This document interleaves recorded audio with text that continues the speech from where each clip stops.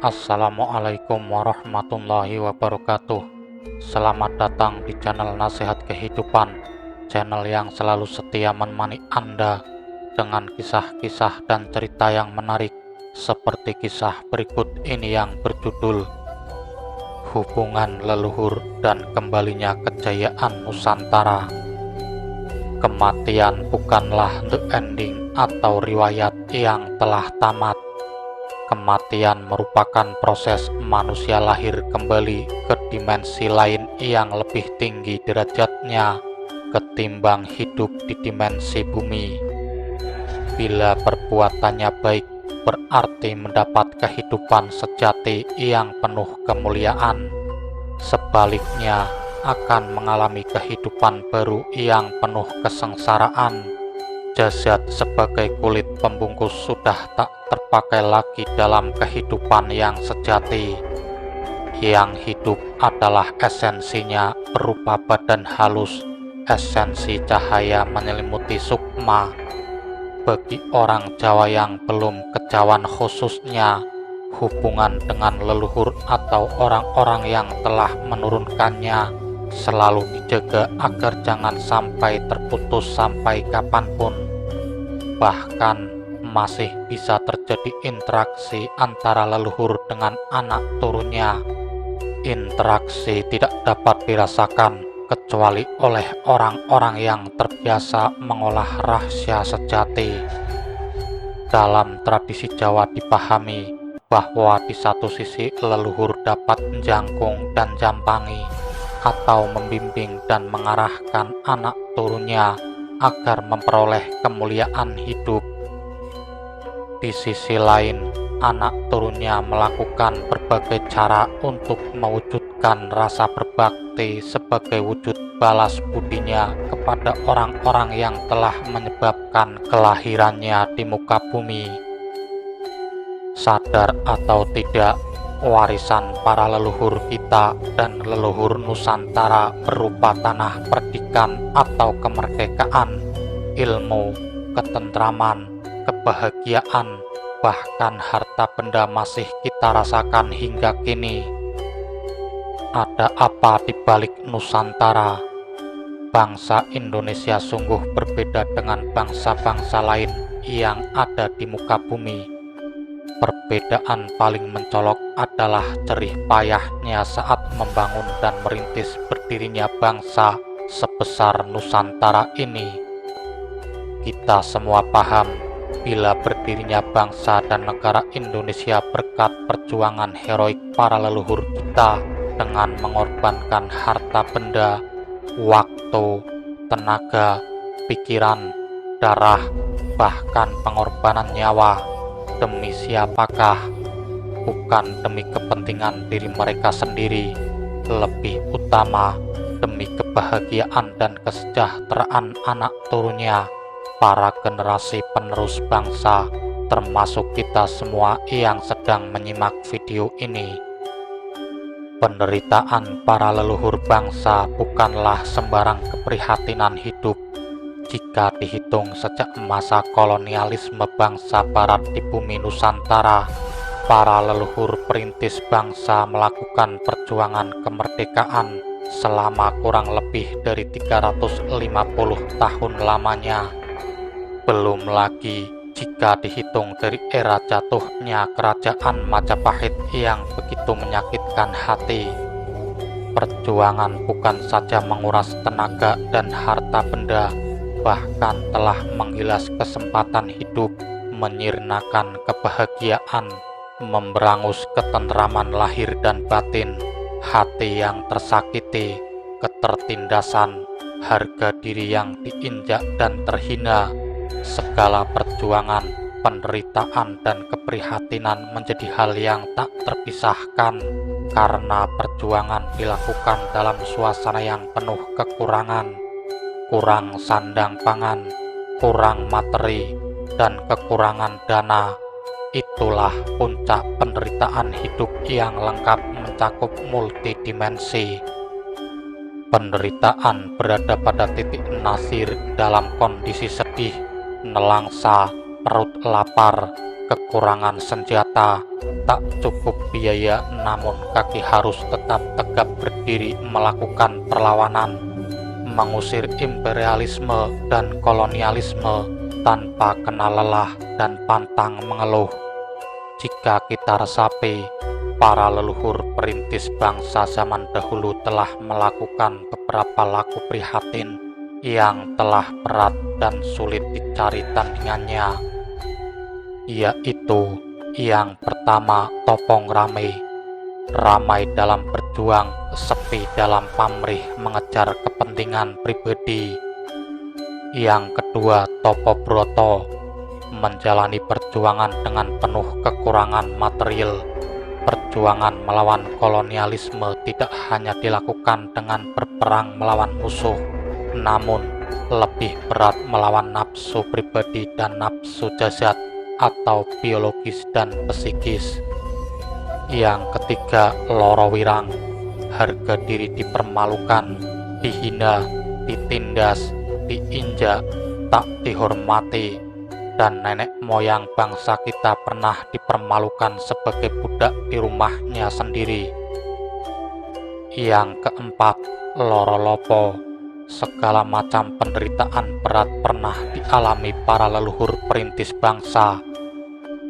Yang kelima, topo mendem, para leluhur banyak yang telah gugur sebelum merdeka, tidak menikmati buah yang manis atas segala jerih payahnya, berjuang secara tulus, dan segala kebaikannya dikubur sendiri dalam-dalam, tak pernah diungkit dan dibangkit-bangkit lagi.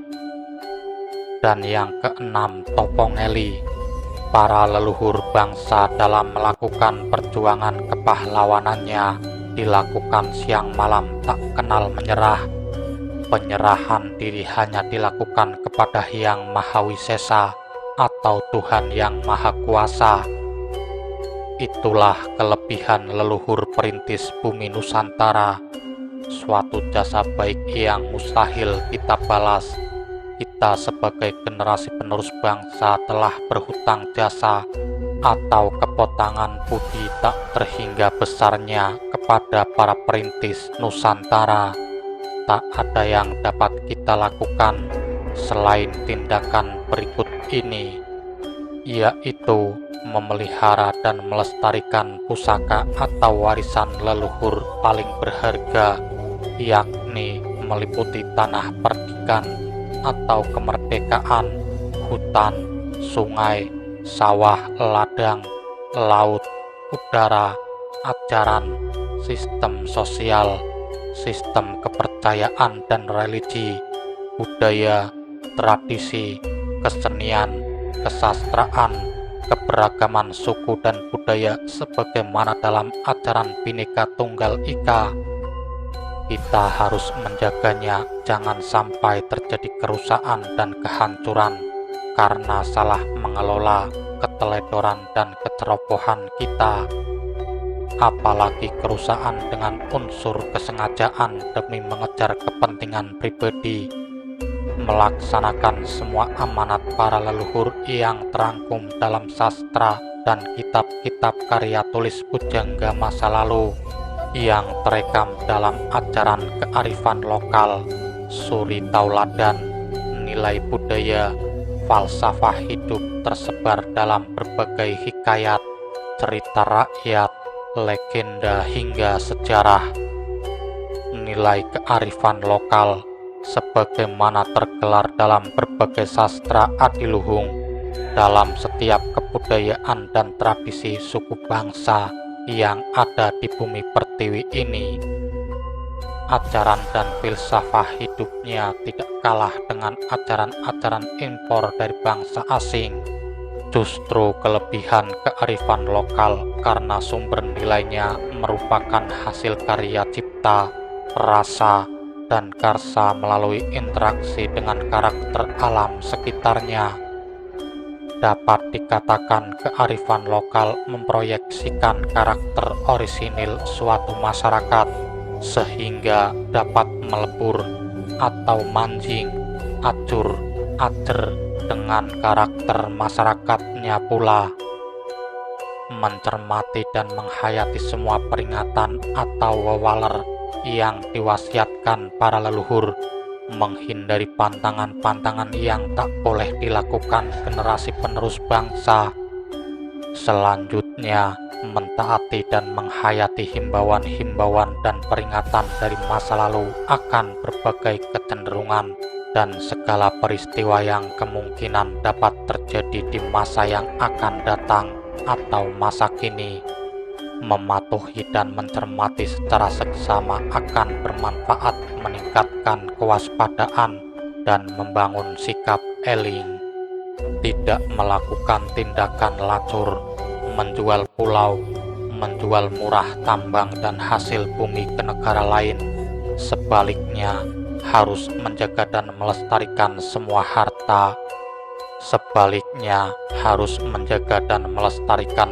harta. Pusaka warisan leluhur. Jangan menyalahgunakan wewenang dan kekuasaan. Jangan mengambil kesempatan dalam kesempitan atau menggunting dalam lipatan. Merawat dan memelihara situs dan benda-benda bersejarah, tempat yang dipundi-pundi atau pepunden atau makam para leluhur.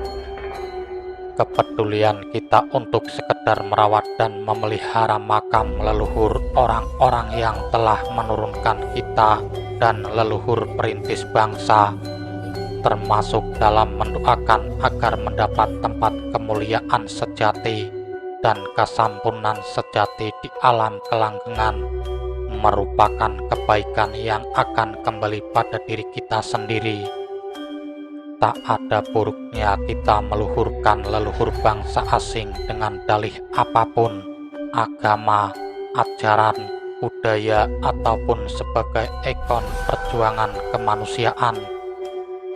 Namun demikian, hendaknya leluhur sendiri tetap dinomorsatukan dan jangan sampai dilupakan. Bagaimanapun juga, beliau adalah generasi pendahulu yang membuat kita semua ada saat ini. Belum lagi peran dan jasa beliau-beliau memerdekakan bumi pertiwi, menjadikan negeri ini menjadi tempat berkembangnya berbagai agama impor yang saat ini eksis. Dalam falsafah hidup kejawen ditegaskan untuk selalu ingat akan sangkan paraning dumadi, mengerti asal-muasalnya hingga terjadi di saat ini. Dengan kata lain, kacang hendaknya tidak melupakan kulitnya. Hilangkan sikap picik atau dangkal pikir atau cetek akal yang hanya mementingkan kelompok, gender atau jenis kelamin, golongan, suku, budaya, ajaran, dan agama sendiri dengan sikap primordial, etnosentris, dan rasis. Kita harus mencontoh sikap kesatria para pejuang dan pahlawan bumi pertiwi masa lalu. Kemerdekaan bukanlah milik satu kelompok, suku, ras, bahkan agama sekalipun. Perjuangan dilakukan oleh semua suku dan agama, kaum laki-laki dan perempuan, menjadikan kemerdekaan sebagai anugerah milik bersama seluruh warga negara Indonesia. Begitulah sahabat nasihat kehidupan, kisah dari hubungan kejayaan Nusantara dengan para leluhur bangsa. Terima kasih sudah menyimak dari kisah yang kami sajikan. Semoga kisah ini bermanfaat bagi kita semua dan nantikan kisah-kisah yang menarik lainnya. Wassalamualaikum warahmatullahi wabarakatuh.